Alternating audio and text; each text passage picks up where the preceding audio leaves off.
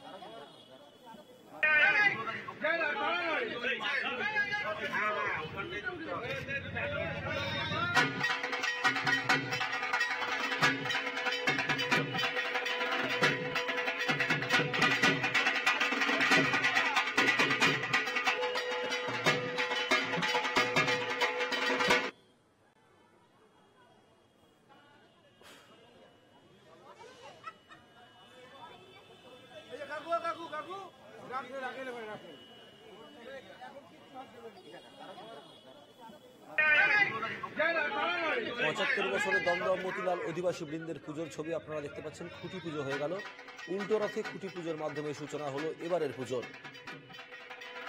এবারের পুজোর থিম ধ্বংসের মাঝে সৃষ্টি সাজে।